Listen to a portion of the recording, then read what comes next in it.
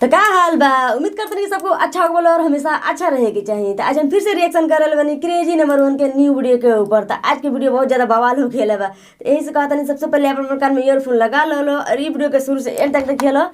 और लास्ट में बात करके वीडियो कैसन रहा कैसन ना पहले स्टार्ट कर जा आज के वीडियो। तो का हाल बा भाई लोग, उम्मीद करते हैं कि सबको अच्छा को बोलो और हमेशा अच्छा रह के चाहिए। तो भाई लोग जैसे कि तुम लोग का पता हुई आजकल नु तो अन्य लोग को सुन लो हमरा ढोड़ी में चाय जदी पियबा मतलब ये गाना सर्व पांच को रख देले बा। तो हम लोग के भी बहुत सारा कमेंट्स आवत रहल हमर वीडियो के नीचे कि क्रेजी भैया जल्दी से जल्दी गाना का पेला आई मीन मतलब ये गाना को रोस्ट कर ठीक बा। तो फाइनली गाना को रोस्ट करे आज हम रोस्ट करे ला बानी। आई होप कि तुम लोग वीडियो देख के आज अच्छा लगी। तो यही से कहते हैं कि वीडियो के शुरू से अंत तक देखियो लोग। आज के वीडियो में कुछ ज्यादा मतलब समझ वाला कौन से होके आला बा। तभी ना कोना वाला सुन के ना स्टार्ट करो आज के बकचोदी। भोरे भोरे उठ के चूसा सराह होठे हो ए भौजी खाली ओठे चुसुइबू न पेलवई मतलब खाली ओठे भौजी तारा भातरा कर बाहर जगह कमाई ना त लाड़वा खइबू ना करी बहन तो कहत के बिया के भोरे भोरे उठ के चूसा तू ओठ हो चुसुआवा तार बहन दो तारा भातरा ना कमाई नु त लाड़ के चोखा आ झांट के भुजिया बना के खा लिह बुझाई के बहन दो ओ चुसुआवा भोरे भोरे उठ के हाय लाड़वा चुसुआ देना हमार। हमरा ढोड़ी में चाय जदी पियबा राजा 100 साल जियबा अरे तोरी बहन दो ई कमेंट आज के गाना हरे के ढोड़ी में चाय जदी पियबा तो 100 साल जियब। पहले बार सुनते जे चाय पी अरे कैमरामैन अगर तोरा ढोड़ी में चाय डाल के पीला पौधे में 100 साल जी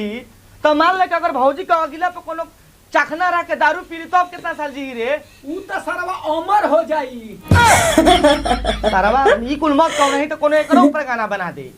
हमरा ढोड़ी में चाय जदी पियबा राजा 100 साल जियबा। और एगो बात भौजी तारा ढोड़ी पे अगर गलती से भी कोनो चाय डाल के पीनू तो खाली उ चाय ना पी तारा का पेलबो करी अलारे पे टंगो बाप रे बाप बहन चोदो ढोड़ी में तू चाय डाल के पियोइबू अपन कह दी करे कैमरामैन ओए दे अपन बुढ़िया में डाल के पिया ये भगवान ढोड़ी में काहे पियावत रे बाप रे भात खइबा जन्नत में जाइबा हे भगवान अब दाल भात चाय सुनी अरे ये सरवा हमके पागल कर दिया सका रे कैमरामैन ना सरवा एगो री बहुत ढोड़ी में चाय जो दे पियबो तो 100 साल जियब। आइए करी बहुत तो कहतिया के हमरा ढोड़ी में दाल भात खइबो। अरे तोरे बहुत दाल भात लाड़ खियावत रे मांस बना दे मटन बनवा दे हम तो कहत नहीं कि अगला जब तोर झटिया बनू ओकरा पर सलाई मार के वही पे कढ़ाई चढ़वा दे हम झटिया मैगी धली तो मांस मछली बन जे ऊपर ढोड़ी में खाना बनवावत रुसन एकरी बोहनी का गाड़ी में कोचू पेलो ऐसे गाना गावत रसनु हमार झटिया लाल हो जाता करी माई का कुछ कहो लेकिन कहो करे बहुत जो हमको पगला दियो खनी ढोड़ी में दाल भात खइबा जन्नत में जाइबा। अच्छा बहुत जो मारा गणिया फाट गई अब मतलब भाई लोग तोनी लोग हमरा के बतावो लो भौजी कहतिया के राजा ढोड़ी में हमर दाल भात खइबो तो डायरेक्ट जन्नत में जाइबो। तो ई लेखा से तो भौजी के कोनो अगला में एक टिप पेल दी तो ऊ कहां चल जाई वही ना जाइए लेकिन माल गिर जाई छी छी कैमरा में सच बहुत बदमाश हुए चटबे भाग सारे मजाक कोनी हां हमारा ढोड़ी में दूध रोटी खइबा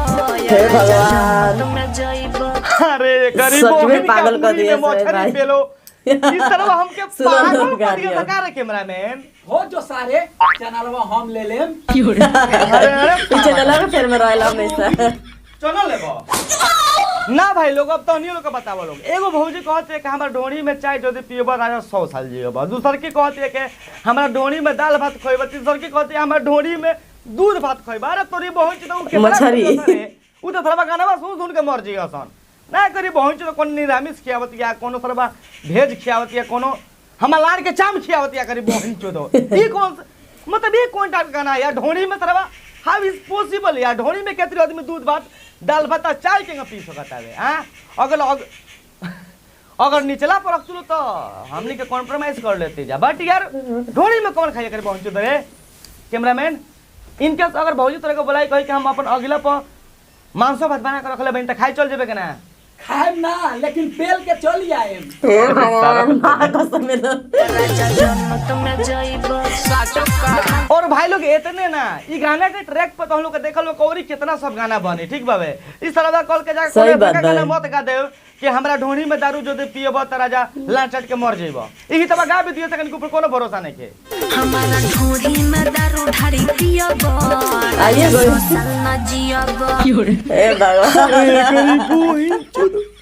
मन करे तो सरबा कोला गाछी में फांसी लगा के मर जाई ना करी पहुंच हम तो मजाक कोनी हो कि ढोणी में कोनो दारू पी डाल के गाना गाई इस तरह सोही के गा देले बाड़ा सन अरे करी बोहिन पक कर बोहिन का वीडियो ना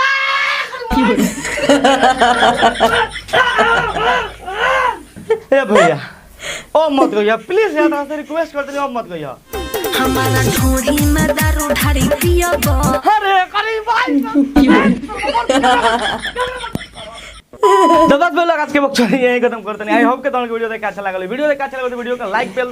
मतलब लाइक कर दियो अच्छा लगा वीडियो को डिसलाइक भी कर दियो लेकिन यार लाइक करो जरूरी भैया लाइक कर लो ना तनी वीडियो वायरल हो ठीक न तो भाई लोग और वीडियो का सबसे बेस्ट पार्ट तुम लोग कौन सी लगा प्लीज डू कमेंट और बताओ हमरा के सबसे वीडियो में सबसे फनी तो हम लोग जौन टाइम रहा जौन टाइम लाइन कौन लागल कमेंट के जरूर बतियालो और लाइक मार दो यार अभी लाइक मार दो ठीक न यार लाइक तो हम लोग करत नहीं खलो बहुत मेहनत से वीडियो बनावल जाता है आइए करे बहुत ऐसा सकाना का मतलब सके झांझ झरकत अलग से लाल खड़ा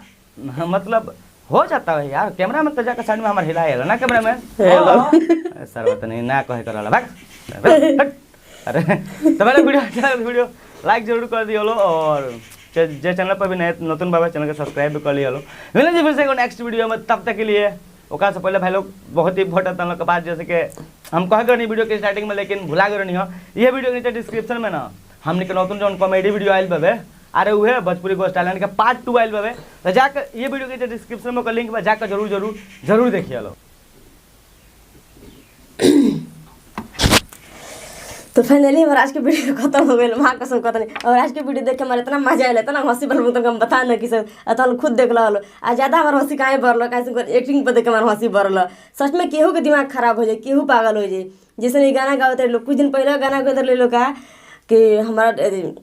दूध है ढोड़ी है कि दूध के कटोरी और बहुत कुछ ऐसा गाना निकल रहा है और अभी हमारा ढोड़ी में चाय यदि पिएब तो बियर पिएब तो मछली भात खेब तो दूध भात मतलब का बोली ये का गाना गावत रहा भोजपुरी में का बताई तो लोग कुछ दिन पहले के सच में जन तो वो बोल हन सुनबे कर लो कि ढोड़ी में दारू वाला कौन चीज बोल वो निकालिए दिल हलो दारू पिएब तो ढेर दिन जियब कि ना जियब 100 साल जियब जन्नत में जाइब का जरूरत है बर्तन का खरीदे के वो बर्तन ना खरीदी सबको ढोड़िए में खाई चलो कोनो बात नहीं हमनी को से काल लेन देन बना तो आज के वीडियो देख के कैसा ना कैसा ना कमेंट करके जरूर बताइए और वीडियो देख ज़्यादा अच्छा लगे तो वीडियो को लाइक कर दिया और अच्छा ना लगा तो डिसलाइक भी कर सकता लो और हमारे चैनल के जे सब्सक्राइब नहीं कर जा लो जल्दी सब्सक्राइब करके बेल आइकन ऑल में प्रेस कर दो ताकि हम जब भी नতুन वीडियो डालें सबसे पहले तो हम लोग मिले तो मिलेंगे बनाए वीडियो में तब तक के लिए बाय बाय।